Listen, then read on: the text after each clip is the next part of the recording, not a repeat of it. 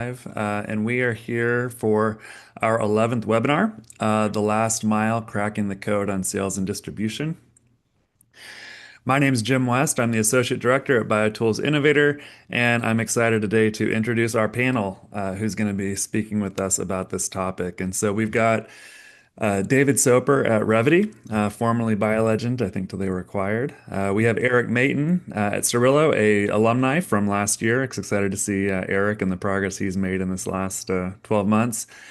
We've got Monica Erico at Timex Capital, and we've got Nathan Kaplinger at Avantor. So I would like to go ahead and give each panelist a moment to introduce yourselves. But before you do, this is being live streamed. The first 60 minutes of it will be publicly available, and then we'll go into a private session with the cohort. If you have any questions, please place them in the Q&A box. If you're watching online, we'll be watching there as well for comments that come in. We may be able to address them in the live session. So, David, please introduce yourself. Hi, everybody. My name is David Soper. I'm the Director of Emerging Technology at BioLegend, a part of Revvity. I'm formally trained as an immunologist. I have a background in immunology, oncology, medical devices, clinical trials, and now in the biotools space. And so I'm in the life science reagents portion of Revvity. And my role is to look at new technologies, new platforms, new reagents, work with my counterparts and see if we can build just bigger, better, faster, cooler solutions for customers. Pleasure to be here, and I'll turn it over to Jim to introduce the next panelist. Thanks, David. Eric. Hey everyone, Eric Mayton, CEO here at Cirillo. As Jim mentioned, we are a 2024 BioTools cohort member, so excited to see everyone. At Cirillo, we're a cellular analytics solutions company with a platform of hardware, software, and consumables. Initially focused on the microbiology customer sector, but with the most recent product launch, expanding out into much more general research, immunology, immunoassays, in addition to microbiology. And you can actually see the product line here over my shoulder. So that's it. Thanks, Eric. And actually, before we came on, you just announced that you guys have a new product announcement. Yeah, it's right there. That is the new microplate reader that we have right there. It's called the Brio. So I'm really excited about it. There you go. Always be closing. Yep. Monica. Hi, everybody. Monica Erico, Timex Capital. A little bit about my background because I'm probably a unique person being on this panel, given that Timex Capital is an investment banking firm. I oversee the healthcare sector as the scientific advisor. So that includes all biotools, tech bio, biotech, and med tech as well. For the last 10 years, probably why I'm on this panel, was we ran a company called United Biochannels and Apollo Biomedical Solutions. And what we did there was focus specifically on life science tool services and diagnostic companies in commercial strategy, as well as fractional execution of sales and marketing. So 10 years of history, probably has participated in about 45 launches from seed through Series B of different types of products. It's a great experience. Thanks, Monica. Thanks. And Nathan. Great. Good morning, everyone. Pleasure to meet everybody. Nathan Kaplinger. I'm with Avantor.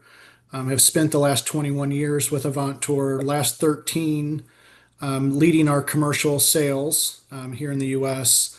If you're not familiar with us, we are both a manufacturer as well as a distributor, supporting the science and technology industry, everything from research and development all the way through production. Thanks, Nathan. And you gave, when we were talking earlier, you said, how many companies do you guys represent at Avantor? Yesterday it was 30,000. Today it's 30,003. I don't know. It's growing by the day, but on average we add about 2 to 3 every single day. That's incredible. Incredible. Okay. Well, let's jump into it. Eric, I'm going to start with you because, for the cohort and the people watching, you're an early stage company. The first sales start with you. Yep. So can you tell us just a little bit about your experience sort of, in that phase and also just kind of the experience transitioning to actually building your sales team and what that's like sort of in that transition phase? Yeah, great question. So, One of the things that as CEO, I think is most important is having a lot of self-reflection and understanding where you have your strengths, where you have your weaknesses, what you enjoy doing and what you don't necessarily enjoy doing. And so one of the things I realized very quickly upon taking this gig was I didn't have a background in sales. I was much more in management consulting and strategy. And so one of the very first hires I made was hiring into sales, right? And so obviously as a CEO, you know your product line the best, right? And so you understand your customer pain points, their needs, and are able to communicate effectively to your customers, and which also includes your investors. But you can't do it alone, right? Unless you're selling a $5 million piece of equipment, you're going to need to replicate yourself very quickly. And so, for us, it was we have a differentiated product line. I mean, as you can see over my shoulder, that's a microplate reader, which is tiny, right? And so, it was something that was very interesting and appealing to sales reps that have been in the market for a while, right? So people that had been doing sales for 10 to 15 years, XYZ, right? So it was important for me to find someone that I wasn't going to have to handhold through that process. And I wasn't going to have to check in and follow up because, you know, the network effect was massively important, right? Being able to have someone that could come in and generate their own, worth immediately, right? Whether that was them doing sales directly or them setting up a distribution network through groups like Avantor or Thermo Fisher so that we could again get that network effect. So um, for us, it was always the very first thing that was, on top of mind when it came to staffing, because, you know, if you don't in biotools, unlike, other aspects of biotech and in life sciences, if you're not generating some really positive momentum quickly by both revenue and units placed, then you're going to get left behind pretty quickly. And so you need to be able to really think about that at the very forefront of the entire staffing model. Right. Okay. Um, David, you work at Revity right now. You've helped in all sorts of phases of business development. Do you see a difference, or have you seen differences in sort of the abilities of a founder to sale versus a salesperson to sale? Has that come up in your experience? I think I'd echo a lot of what Eric said, which is that um, sometimes the founders don't have the background in sales. Maybe they're a little too technical. They get too into the weeds. They need to be a little higher level. But it really depends on the person and the personality. And so I think that sometimes on the flip side, the salesperson needs a little time to run up and get there. But I think uh, from a it's a tough answer, right? Or a tough one to answer because it depends on your audience. If they're really technical, they want to get into the weeds. If they want to be at a higher level, you have to tailor. It's more about having the skills, I think, to tailor your sales pitch to your audience to really get them to see what it is you want to see. So from one to the other, I would say maybe not so much.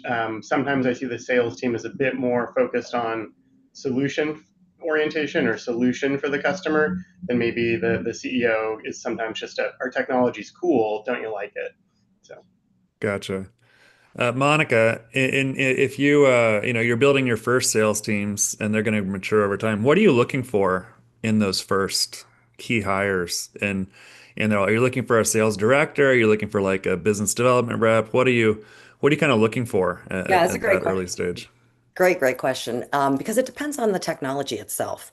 I tend to think of it as there's really several components to sales teams that you'll need to have. So somebody that's highly technical that can engage the client, and that really depends on like, is it a service? Is it a complicated solution? And there you need to have somebody super expertise supporting you, and that's more likely to be like a true business development person. If it's a simple product, you can work with inside salespeople, right? There's Can also, we define these terms as we're talking about them? yeah, Because I'm not sure everybody's knows exactly what all those mean. yeah. So there's kind of, I really think of it as like four tiers. A more junior person might be somebody who's been in sales or just getting into sales that's cold calling searching through PubMed and all these other tools, doing the general outreach and also warming up the clients to come in. So they're not really out in the field all the time. They're kind of like a desk jockey, right? In that type of format, helping with both inbound and outbound marketing. And then there's people like account managers. Account managers typically know accounts on a regional level. They carry a bag. They can do pretty deep technical sales. And then there's also people in business development. Like true business development could be two things. And that's why I say there's four product categories to business development categories or sales categories to that. So business development people could do really high technical sales where they're cold calling. These are long, complicated solutions that have a sales cycle of 6 months, 9 months, sometimes even a year when you're getting into very expensive CapEx or services where SOWs and MSAs need to take place, and an extremely long sales cycle for a price point of a couple $100,000. And then there's also business development people that help with strategic partnerships, collaborations, as well as looking for the exit of the company as well. So that's really the four categories.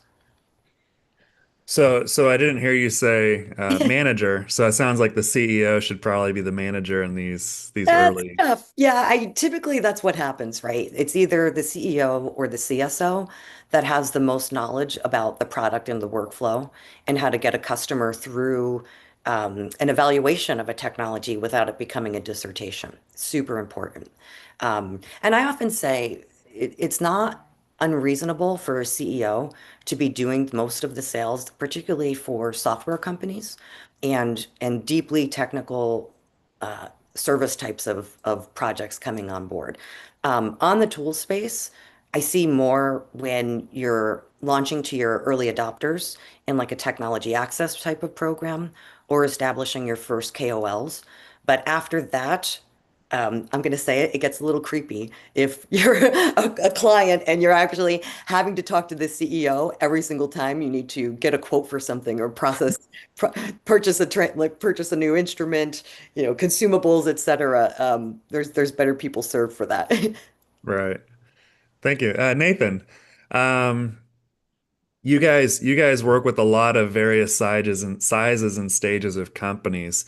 Um, what do you sort of see your role in sort of the early access or I'm sorry, the early stage company sales process, and what are you guys kind of looking for? What is your team structure? Because you're a professional sales organization, and how do you think it's kind of different than an internal team? Uh, Good question. I think, a couple things there for us, as we're looking, number one, it's understanding the trends that are going on with our customers. We have a program that's referred to as market source. So think of it as third party, maybe not a core supplier. It's entry level. Maybe they're not used to going through a distributor or going through a partner, but clients are saying, "Hey, we want to purchase this instrument. We want to purchase this reagent, but we don't want to set up a contract. We don't want to, go through all the onboarding of a new supplier. We want to bring it in." And this is really prominent in R&D environments. And so that's where, Jim, when you asked the question, that's where we're really adding on the 2 to 3 every day. Customers are coming to us saying, "Help us manage our tail." 80% of our spend goes through 20% of our suppliers, but what's really cumbersome for us is managing the 80% of the tail that only represents 20% of our purchases. Also, in a market source environment or third party for us, it typically only repeats 1.1 times Hmm. from a client. It doesn't have repeat velocity. But we use that as what I would really say is our bench. So when you start to see that customer A and then B, then C, they're all starting to gravitate towards this company, that's really we want to engage with them to understand more about their technology. What gap maybe are they helping fill in the marketplace that's not readily available? For us, we want to sell an end-to-end solution. So maybe it's a gap in our workflow, that we offer to customers. We're really good at A and we're really good at C and we're missing B. So really that's, for us, but that's where a lot of companies you kind of come entered into, really help us understand, do you have a sales organization? Are you looking for us to be the sales organization? Do you have an e-commerce platform, or are you needing to tap into our e-commerce platform and enrich content to make your products readily available? So that's really, how we engage with a lot of, new companies, new providers on a daily basis, especially in the early stage. Thanks. One thing, it may be outside the scope of this specific conversation, but you kind of said something that I didn't really think about till now, which is maybe some of the value you're providing is that approved vendor list and that approved vendor list process. It Did is. I get that right? Yeah, absolutely. And a lot of it is, from a standpoint of a lot of the companies that, we became new partnerships with, one of the things that's very attractive to them is access to our customers. We, have hundreds of thousands of customers, and many of those customers might be, some of our largest customers have 300 locations all over the world. So how do you get that reach? How do you help us get product, across the world? But yes, I think a lot of it is, and where we have approved contracts, we have agreements in place, we have services on site at the customers, that is really providing a full suite solution, to hopefully get, product into new markets, new customers, as a whole. David, do you have anything to add to that? I would. I would say so. I think one of the things as far as building the sales team, and when you get those kinds of boots on the ground, much like Nathan was talking about, we've taken a different approach over the years at BioLegend that I think has paid dividends, which is that we've hired people from the lab, so technical people, whether they have a master's or a PhD, and that is not just the degree that's important, but it's more of that lab experience and that they've been there, they understand the pain points. And so I, on the other end, whether having that representative visit, always appreciated someone that gave an answer, not just here's our flyer and some treats. And sometimes those answers were, hey, we don't have this product, but these companies do. Try this in your assay or on this instrument. That's going to be really helpful. You remember those people, you go back to them with questions, and that kind of human problem solving connection, it pays dividends over and over again in the future. They think of you as a solution, not just as a treats and flyers kind of a company. So Right. David, do you know the difference between a technical salesperson and a technical lab person? I feel like this is a trick question, but I think it's a setup. It is a yeah. setup. So Um, go ahead, Jim. I was going to say a technical lab person, they look at their shoes when they talk to you, but a technical salesperson looks at your shoes while they talk to you. Absolutely, yeah, and I think that's what we've tried to leverage, is that it's really, uh, scientists can't help but talk about themselves. So at conferences or when chatting with them, you do a little, hey, tell me about your research, and it's this, oh, you couldn't possibly understand. I'm going to walk away and mention something, and you grab onto it and say, oh, is that in mouse or human, or is that this species or that species, or are you doing it in this way or that way? They immediately turn around and engage and want to talk to you. So I think Right. being in the trenches and knowing what it's like to be in the lab is really helps sell products, because you know the pinch points, you know the problems.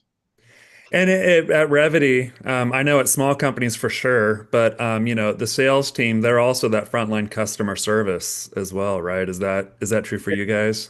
Yes, I'd say very much so. So a lot of times they'll first reach out to their sales rep that they know to say, I'm having an issue with this instrument or this product or this kit. What do I do? And so we do a lot of, also, again, in the consumable space, the reagents, we do a lot of demos in the lab of, hey, we'll show up. And if we can't, we have a video that walks you through how to do it. But just being there to say, okay, here's the nuance of this step. This is what you do. Okay. Yeah, Monica. Yeah, I want to just point out, because you were talking about the technical people. Um, Often the person that's not considered a salesperson, but is the most important person on the team, is a field application scientist all day Mhm. long. Like that becomes the face of the company. That becomes the main support and interface in solving the problems within the organization. Um, and they're often overlooked and not really considered part of the sales team, but they're probably the key player. Eric, you don't have to share any specific numbers for sure, but I am curious. the first sort of hires you made when you were sort of building and structuring your team. Can you tell us a little bit about that makeup, who these people were, and sort of how you approached compensation for these early people? Because Yeah. So I have a lot of thoughts about stuff that was said from every person, but specific in agreement with everything that was said. Um, as we approached it, again, it kind of comes back to knowing your product line and knowing your customer base and knowing what kind of solution you're selling. Are you selling a net new to market sort of solution? Meaning, like, are you creating a market and you're going to have to do a ton of user education on the front end? Or are you selling something that is in an established market and you have a differentiated product in that market? Okay. And so for us, we had, the first product that we launched back in 2021 was, an older model of this, miniaturized microplate reader. Microplate readers have been around for 80 years, right? So like I don't need to necessarily go educate a customer as to what the application set is. I need to educate them as to what ours does versus other product lines. So it helped us hire, at least at the start, away from the technical sort of FAS, and we staffed more coming out of, distribution management, meaning like knowing that that was our product line, we wanted to try to get as many distributors in our portfolio as we possibly can early on to start, getting that process going because we're a small company, we're going to be very lean, we're not going to be able to staff 20 sales reps, right? So we need to try to expand our network effect. And so that was the initial staffing model was to go after former distributor reps which was good for, that kind of very beginning stages as we were trying to get our platform up and try to get our processes going. But over time, it became, clear to us that we needed to transition away from that model and start hiring former FASs to be sales reps Yeah. because FASs are the best sales reps you're gonna have, right? And a lot of FASs get tired of being, as Monica was alluding to, underappreciated in their role in the customer support realm, right? And also understanding that their compensation model can be much more attractive in sales than it can be in application support. So that was specific for our business model. And as far as compensation, obviously you're not going to be able to compete with, David at Revy or Nathan at Avantor on compensation. Sales reps are going to be your most expensive people, period. Right? Like, but a good sales rep is generating a return on the investment that they're costing you. And if they're not, then you need to get rid of them quickly because it's not a sustainable model. Um, so for us, it's trying to keep a base salary that's enough that we can, realistically they're comfortable, but they're not satisfied. They're hungry and having a variable compensation based off of wins. Now, whether that wins are units placed, revenue generated, partnerships established, X, Y, or Z, as well as, early stage startup equity, right? So that's kind of how you have to make that blend. And then tailor it based off the individual's experience level and where they are coming into the organization. Have they been doing sales for 10 years, 20 years? Are this their first job coming into sales out of, college, support, X, Y, Z? right. Nathan, do you see your sort of support structure very similar to that, or are you guys different in your organization? Um, I'd say similar. I think that you all touched on a number of things. We have what you would refer to as account managers, sales reps, but we also have specialists, which you would maybe think of as an FAS. So they're really focused in certain disciplines and workflows. So, you could have an analytical chemistry specialist that's just, focused on, call it all things chromatography. You could get into our life science specialist that's either focused in cell biology, micro, proteomics. And so they come from that discipline, and many of them do come from, say, the science. This is really their intro into sales. But the only thing that I would add to, Eric's, and I think is always the balance, is I would always say, and some of it, is evolving and changing, but your best ROI, into an organization is that when there's an incentive plan structured for performance, your most successful sellers are going to be motivated accordingly with the compensation plan. So it really gets into what is it that you're wanting to accomplish and making sure that there's also, you're not capping earnings. So if they're exceeding your expectations, you want to reward that velocity that they're able to produce. So it's something that we constantly talk about. You're kind of in this, I would say, today's market. Some sellers are maybe a little bit too focused on wanting that guarantee, that salary, but really the earning potential of the right individual is about having upside and incentive-based comp. That's really where your top performers, your highest, earners become. But to Eric's point, I mean, they're paying for themselves through that velocity that's occurring in the revenue impacts. But if last thing you want is, a seller to say, "Hey, I just want salary, I don't need incentive," that's not going to deliver you an ROI.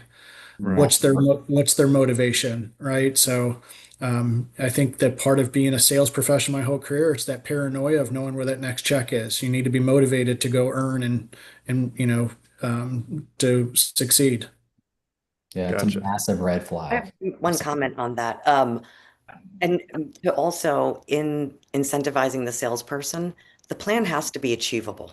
You can't be Right. unrealistic about it, right? And when some of the, I would actually say they're mistakes in companies that we've worked with early on, had just completely unrealistic sales targets, and there's nothing more demotivating to a salesperson. They're not lazy people.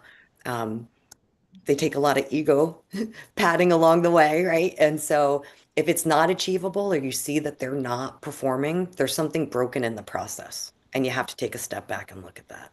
So Monica, tell me, how do you guys do that? How do you set realistic targets when maybe there's not a lot of data or historical to pull Yeah, from? exactly. That's part of the biggest problem is, when you're commercializing now and you're bringing on a sales team, you're no longer selling. The easy sales have been taken, right? You're not selling to your next door neighbors or people down the hallway from you. It's a real market. And so you have to be realistic about that. It takes about a good 6 to 9 months to really figure out on forecasting how how many instruments you can place, because it's not only just about the salespeople, it's how many projects you can support in the evaluation demo phase as well too. That sometimes is where it gets tripped up, right? Yeah, I would just, if I could add to that, I think it's also along the lines, like I was saying before, is what are your expectations? So you want to align the expectations so they're realistic, and then yes, there is that upside from an earnings if they exceed, but more importantly, what can you execute on? So if you're wanting them to sell X, but you can only deliver Y, that's also going to be a very challenging situation for a sales professional because then you're in a position that you're selling futures. And if that's the case, then you need to make sure that the compensation plan is based on, maybe purchase orders, not on revenue. Because in most institutions, it's around when you recognize the revenue is when you recognize the earnings. But we see it sometimes, from a perspective of we want you to move 10 units, but we only have the capacity to manufacture five. So you don't want to stretch people, to a perspective of, an unrealistic goal that you can't execute on because now they're creating problems. And it's not a satisfied customer. So in turn, you don't have a satisfied selling organization either. One, So yeah, one thing, can I hop in really quick? As a BTI alum, and most of you are still very early in this process, the one thing I want to say is you're not going to get it right the first time. This this this is That. this is even more of a challenge to engineer than your product. And just be cognizant of it, right? Like setting realistic expectations, like Monica was saying, is like, it's going to be something that you have to be constantly evaluating over time. And as your product line changes, you're going to have to continue evaluating. How many deals can you close, right? And I think that's one of the things that we as an organization learned was that get away from the specific number, like the top line revenue number, and focus on the amount of deals, right? Because deals are a more realistic thing to put in front of a sales rep. Because, like for example, say I need to do $100,000 in revenue this month. Okay, well, if you're selling a $100,000 instrument, you need to close one deal. You're selling $10,000 instrument. Now you got to go close 10 deals, or, and upwards. And human capacity can only stretch so far. All Agreed. right, let's move on. David, I want to come to you. Sure. You're building your sales engine, your sales process, and what are the things that you need to have in place to be able to sort of get those early customer sales, get those KOLs on board? What's your strategies for kind of attacking those markets early? Sure, and it's one that I'm going to guess the panelists don't really want to hear, but is give stuff away for free.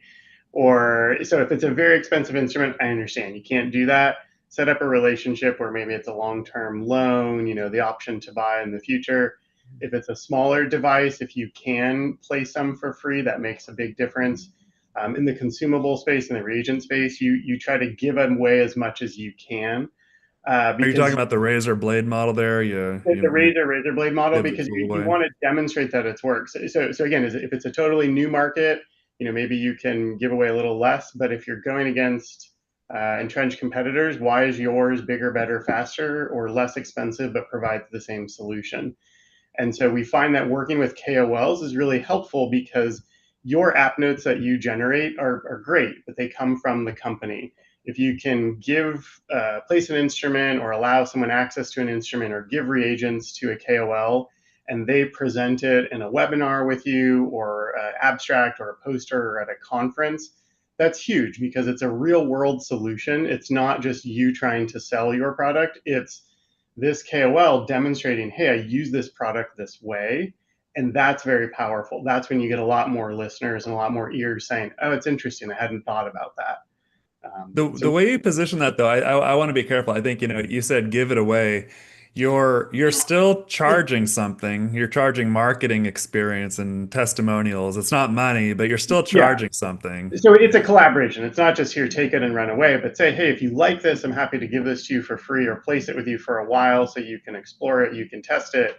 But that's let's work together. Are you willing to create an app note with us to participate in abstract presentation or poster or a webinar? So getting having a professor or an institute talk about your product, you get a lot more ears than just when you talk about your product. So I think your own app notes are important. You need to get those out there.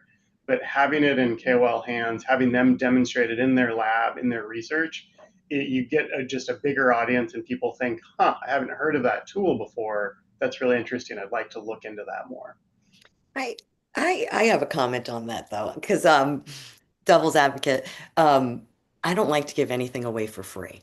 Because free implies they have no skin in the game, and hey, like they're also getting something out of it. They're getting notoriety. They're keeping their reputation as being a KOL.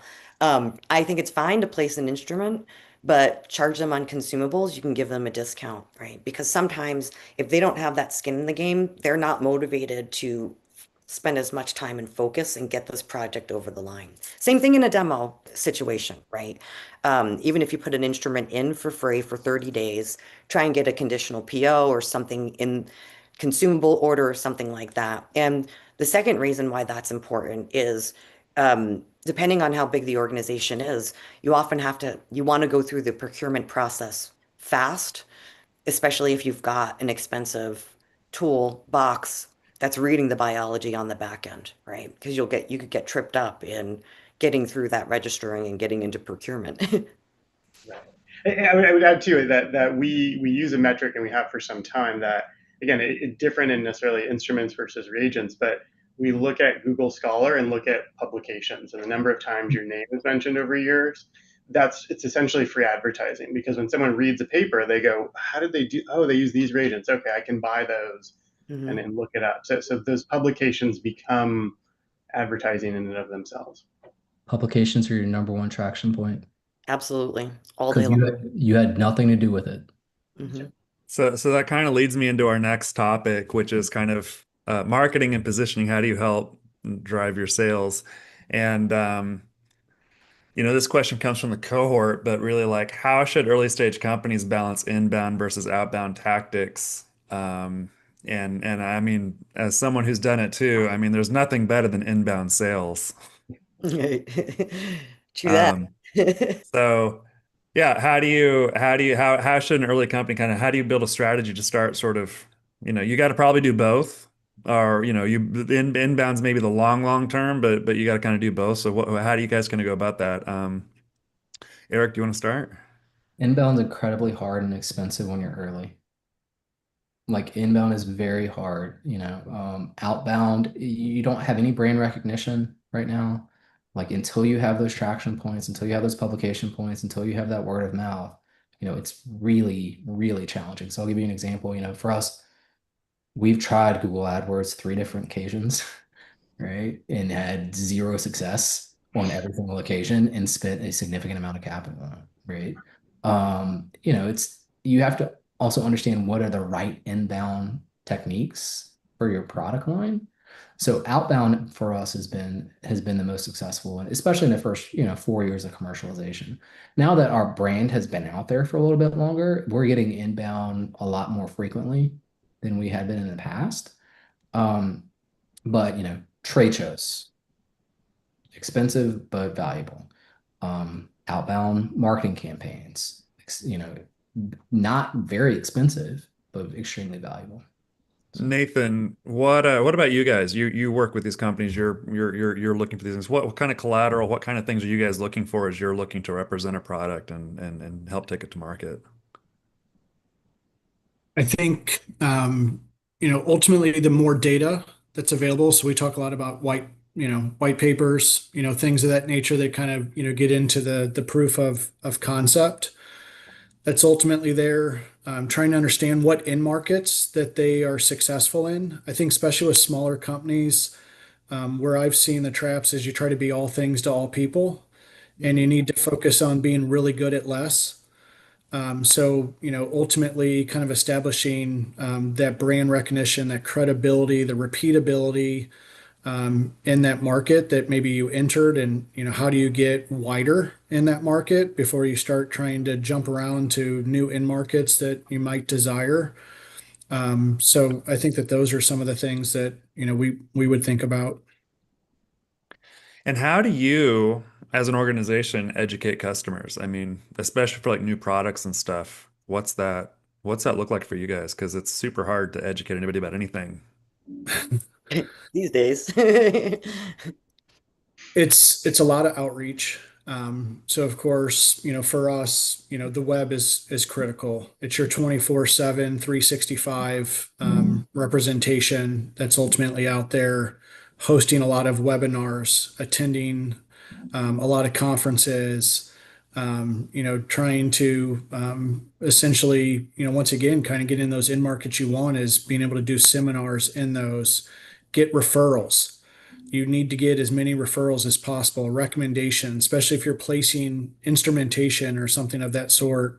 Referral, a salesperson can tell you how great it's going to be, but someone that's actually a user is going to be a little bit more powerful. So that recommendation, someone that actually has it placed, satisfaction, parts of that. So ultimately there's no shortage, right?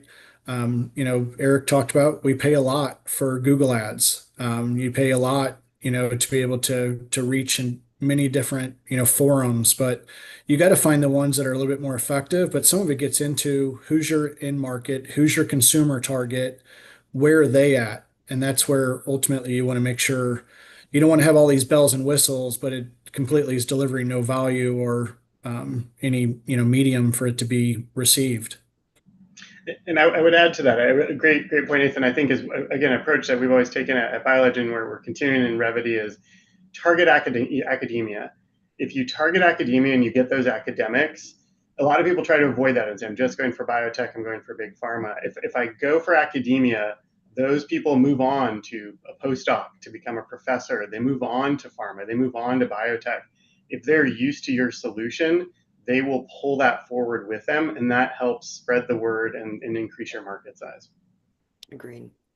Monica, Yeah, no, thanks. I agreed. No further comments. No, I was going to ask, we brought this up in the prep call and you kind of mentioned it, and we've talked about it before in our early access programs, but how do you think about launching in terms of stages and geographies, for like an early company? Oof. The number one thing I'm going to say is sometimes people think, okay, depending on what it is in the USA isn't always the best market to launch into, believe it or not. And when you do, you'll be surprised because most companies want to say, okay, I absolutely have to have somebody in Boston, Cambridge, have to have somebody on the West Coast, right? Because geography is huge here. Um, Typically in tools and services, the Mid-Atlantic region performs the best, even over Boston, Cambridge, and California, because all of those people are so bombarded by advertisements, salespeople, everything all day long. There's a lot of mistrust, and it's hard to get their attention and focus. Interesting. So Mhm. it's a little nugget of informed advice there. Yeah, and don't launch every place at once. Like you have to do it systematically. And Eric, you had some good experience with this working with distributors too, right? Yeah, I mean, it's Bring somebody on again, so quick. Mhm. yeah, exactly. I mean, again, it comes back to what are you selling and who are you selling it to? Like you have to know your customer, right? And you, like the number one thing that you want to think about as you're going into new markets is can I support it? Because there's nothing that's going to ruin your brand and your product reputation quicker than poor support, Yeah. right? And guess what? It doesn't matter. We're selling little plate readers, like that's pretty simple. But you'd be shocked as to the questions that you get from end users all the time, right? Like can I pour water inside of my plate reader? No, no, you can't. Like seriously, those are questions I get. And it's just, if you have to be able to support your end user. And so, it's again trial and error, understanding where you're going to be able to go into. But we've been really successful. I mean, we've got placements in over 30 countries right now, but that's all due to the fact that we have a really strong distribution network and we put a lot of effort into educating, maintaining, and building those relationships with those distributors. So this follow-up question be for anybody, but I'm curious, how do you guys sort of keep track of that information, customer knowledge, frequently asked questions? Can I put water in the device? Sales strategies. How do you build that sales knowledge base, if you will, and how do you communicate that to others in your organization? I'll take a stab at it. So what we do is, we'll always come out with an FAQ in advance of any product launch that evolves over time as more questions come in. When And you is that get an internal or external FAQ, We David? will do that for external. So it Okay. helps to kind of answer questions before they come up. But so you're not trying to say don't bother me with questions, but you're trying to be proactive of, hey, if you ask this question, yes, this is how it's handled, or no, you can't do this. The other is that when you get inquiries from customers, or we have our field team or our sales team document the questions, even if they're repetitive. So you have to come up with a way, in the beginning, maybe it's a smart sheet or Excel, and you evolve to a more complex system. Having those is helpful because you say, gosh, this is the third or fourth time we've had this request, or the 12th time we've had this request. Maybe we should consider adding that feature or Hmm. that capability. It also allows your tech team, or however you're answering questions, to quickly go back. You can look how you've answered it in the past, give a quick response to the customer, and then you make the decision of, should we put this in the FAQ just to help address those questions, because we get them all the time. So I'll turn it over to the rest of the panel for addition. I'll piggyback on that with a couple specific things. One, a CRM. A Yeah. CRM is always a good investment, no matter how early you are, because you can get inexpensive CRMs all the way up to, completely custom to Salesforce, right?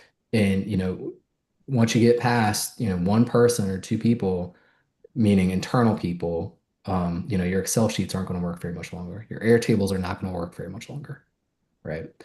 So CRM is massively important. And second, I really want to highlight something David said with a real world example.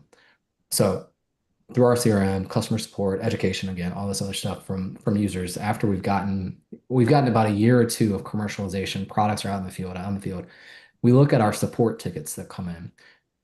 80% of them are around some basic things on calibration or some other small things about our device. And so we said, okay, what we're going to do is put our FAQ out on a website, right? Put the FAQ out on the website. And immediately within a month of instituting our help center, our support tickets plummeted. And when we did get a support ticket, we no longer had to spend the mental time or energy thinking about what to say, just point them to the FAQ, right? Last thing I want to say is in 2025, you can do a lot of this with a very lean team because of large language models.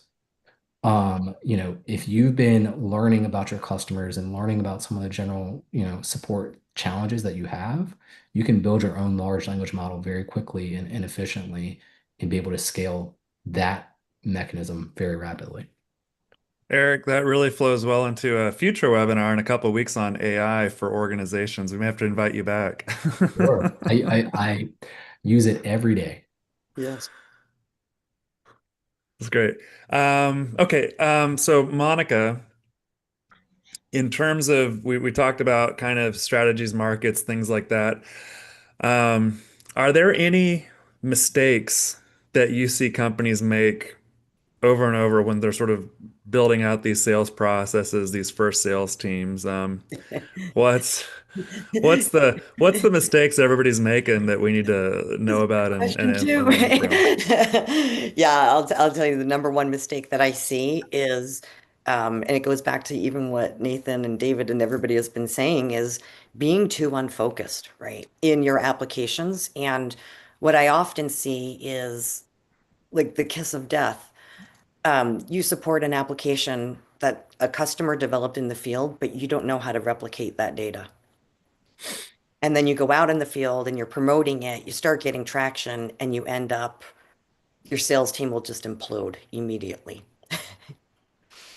So that's the biggest kiss of death I see is even though you're aware of an application, if you can't hands-on train your own customer and get them through all the little nuances, you shouldn't be launching a product.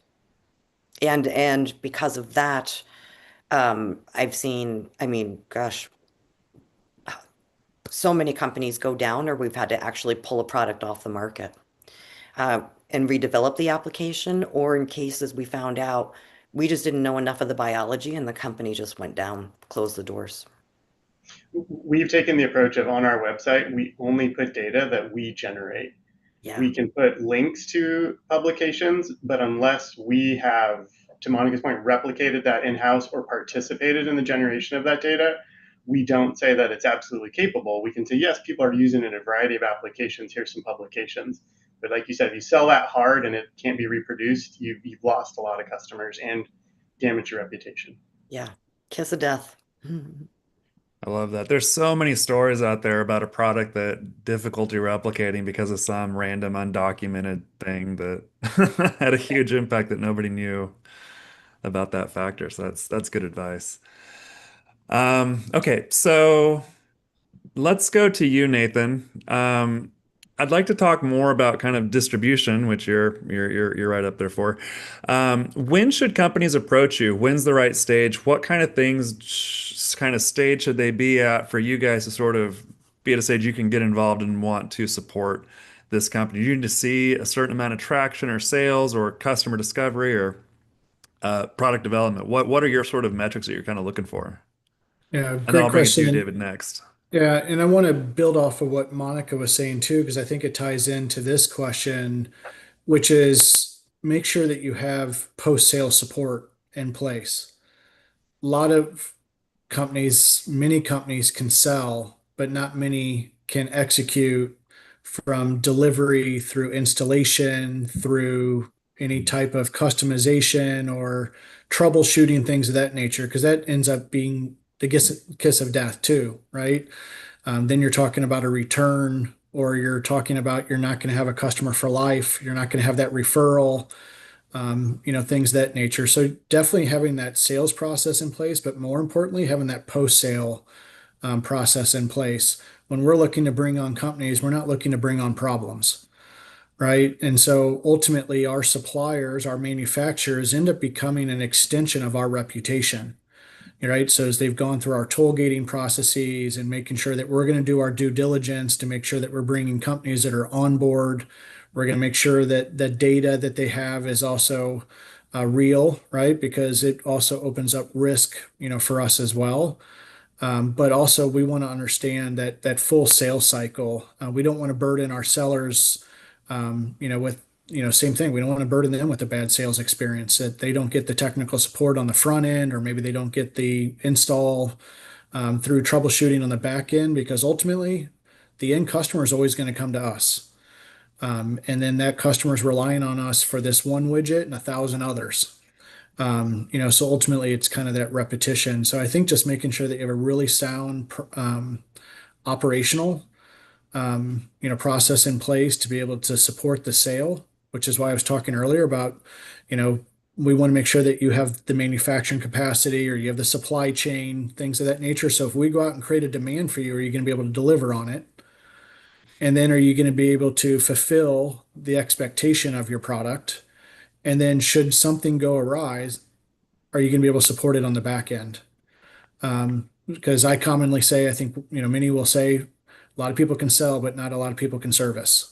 Hmm. That's the differentiator through best organizations, and that's where the best reputations are built on, ultimately. I could call Monica today and say, "Can you sell me something?" She said, "I'm going to sell you something." But if I call Monica and say, "Hey, I have something that's broken," and then Monica doesn't get back to me, right? Then anxiety starts to pick up. So I think it kind of gets into, but your best relationships are the people that solve problems, not people that sold you something.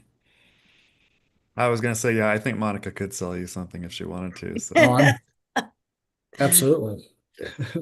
David, what's your perspective? No, I absolutely agree with everything Nathan said. I think to not necessarily repeat the same thing, but what I would add is maybe um, so as far as just selling the product, don't overpromise and be realistic about what your capabilities are. Your customer is usually pretty technologically savvy. They can smell the BS a mile away. So if you're saying we can do all of these things, but they know you can't, you just lost that sale. So I would say be realistic and be fair and say, no, we can't do this. You know what? We are a discovery platform. We have really high plexity, or we are a low plexity platform. We're more focused and targeted towards, this type of diagnostic or clinical approach. So I think all of that is what I would add. So I agree with everything Nathan said, and just for the sake of time, I'll add that on it. Happy to go in a different direction, but Yeah. So I would like to kind of dive in just a little bit on terms of like the team and the structure. So if we've got Eric, for example, don't have to be specific, but if it's Eric and he's got his team, he's got a sales team going, and they come connect with you guys, is it normal for a company to have both a sales team and a active distributor in geographies? And if so, how do you guys kind of deal with that logistically? Good, Eric. Was that question asked to It me, was to David, but You you can just take looked it like if you you'd were like. dying to no, so, answer so that. yeah. So what I would say is it's a tough one, right? Like when to scale that sales team. So we use distributors. We use distributors in certain countries where it's just easier for us than having boots on the ground. And I think as a larger company, that's when we like to, we can help and we can partner with some of those smaller companies. So that's one of our selling points is, hey, we've got a large sales network. This is what we can do for you. So I think it's not necessarily, if anything, we would say, hey, don't spend money on a significant sales team. If we're going to be your partner, we're going to help distribute, then refocus your resources on the next new product or making, expanding the technical capabilities.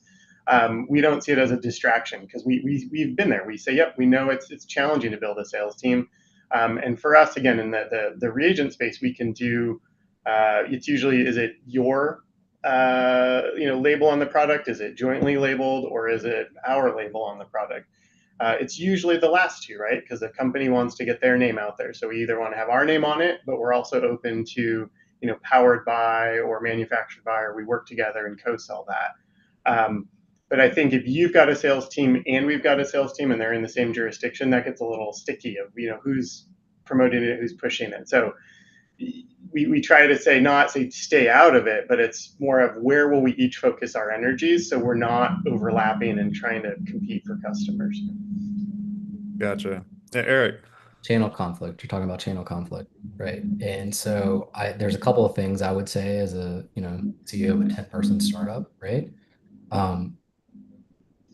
there's some numbers that Nathan threw out at the beginning of the call that I think are really important for the cohort to think about. They have 30,000 suppliers and they onboard three every day, and 80% of their revenue comes from 20% of the suppliers. Do you think your 10-person company are going to be able to make a dent with that sales force in the next 6 to 8 months? Because if you can, you guys are amazing. Like your team are going to be the ones that, as early technologies, are going to be the ones that can actually sell, right? If you're relying purely on distributors, he's got 29,999 other distributors he has to deal with every single day. You think you're going to move the needle? It's not realistic. Okay. That being said, I love our distributors. I've got 15 to 20 different distributors, but it's a lot of work. It's a different type of sales to work with your distributors. Okay. And so if you have a good distributor, they're very used to channel conflict. If you have a good product, you should have, you know, you've got a good market. People are going to want to buy it, and there's going to end up being channel conflict one way or another. Um, I think that's the biggest thing is that, you know, as a small organization, until you're moving, 8 figures in revenue a year for a big distributor, it's gonna be hard to get their attention. And so you have to have, you don't, to David's point though, you're not gonna have the resources to go out and hire 10 to 20 reps, right? So you have to make sure that you hire effective reps and effectively manage your distribution network. And really think about not having too many different distributors or too many different channels in the same exact market. So for example, in the US, last thing and I'll stop. At one point we had 5 distributors in the US and direct sales reps, and it just didn't work. So now we have one distributor in the US and 2 sales reps. And then our sales reps focus purely in the US, and then we have different distributors across geographies that we're not going to be able to service very effectively. Thanks, Eric. And just to clarify, what was it that didn't work with the five? Was it just the channel conflict or was it It was something channel else? conflict and also understanding that there are different tiers of distributors. Avantor is at the very top, and then they go all the way down to kind of mom and pop shops that have one or two different employees. And so the support mechanism for each one of those sorts of distributors is very different, and their effectiveness on being able to sell your product is very different. And so we were seeing a lot of channel conflict as well as ineffective communications to our customers. All right. Well, Nathan, any response? Yeah, I've seen it all. I guess I would say. So in my 21 years here, I've seen the startup that we've launched. We got them to market. We built repeatable revenue, helped build a market. And then I've seen those companies then decide we want to go direct to consumer, no longer have distributors. So that was really a phase, I would say 10, 15 years ago. You don't see that as frequently now. But that was definitely something that we saw, or we set them up for acquisition because they started to make such, a wave in the market. But what I would add here is that I've seen large organizations that we've brought on that sell direct to consumer as well as go through us. And it all gets into two things that are important. One are the people. So if the manufacturer we onboard has folks that do have distribution background, they're very collaborative. They see it as an extension of their efforts, not conflicting of their efforts. So they see it as a power of numbers. If you have someone that's only used to selling direct to consumer, never worked with a distributor, they see them as they're working against them. So I'd rather be one person trying to accomplish it all instead of having 30, 100, 500 folks selling on my behalf. So it really, to me, it always gets into personnel more so than the company because I've seen the same companies succeed and the same companies struggle just based on who is, leading the effort. And then the last part I would add is it gets into rules of engagement. How are we going to work together? right? You don't want me to come in, you already have a customer PO, and you don't want me to come in, add no value as you see it, and just, cut into your profitability. But at the same time, if I find a market and I find a lead you're not available, I want you to stay as my partner through the sales cycle. I don't want you to branch off and try and sell it direct. So I think it really just where we've tried to establish is really rules of engagement. How should we work together and what creates win-win, not just for both of our parties, but for the end customer, right? Don't lose sight. The most important in all of it is the end customer, and making sure that they get the appropriate, solution. So I think that those are a couple things, Jim. Well, All and right. how many sales orders and POs is that customer want to have to deal with? If you can deal with one versus 4 or 5, it makes a big difference from their standpoint. Yeah. Sure. Okay. Well, thank you so much, guys. That ends the time for our